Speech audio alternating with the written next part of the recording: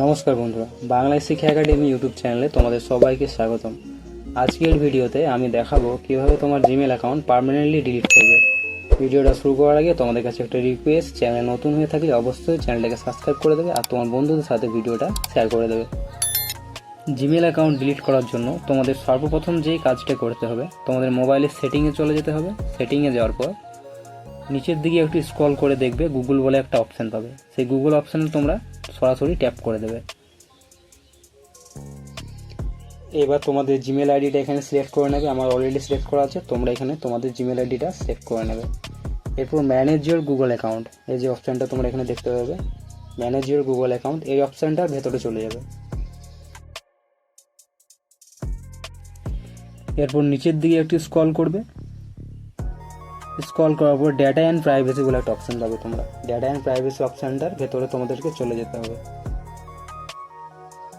আবারও নিচের দিকে স্ক্রল করবে। স্ক্রল করার পর সরাসরি তোমরা কিন্তু শেষে দেখতে পেয়ে যাবে ডিলিট ইওর গুগল অ্যাকাউন্ট।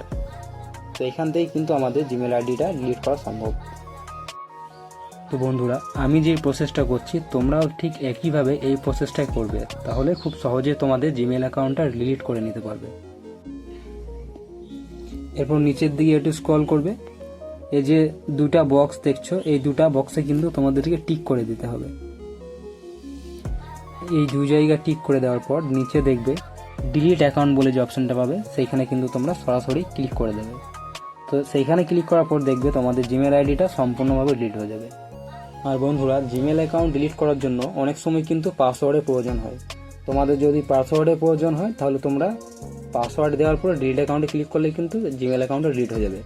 আর যদি পাসওয়ার্ড মনে না থাকে তাহলে জিমেল অ্যাকাউন্টে পাসওয়ার্ড কীভাবে রিকভার করতে হয় অলরেডি আমার চ্যানেলে ভিডিও দেওয়া আছে, তোমরা চাইলে ভিডিওটা দেখে নিতে পারো।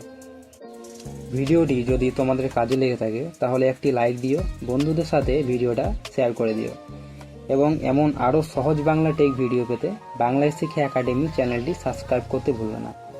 ধন্যবাদ বন্ধুরা, দেখা হবে পরবর্তী একটা ভিডিওতে।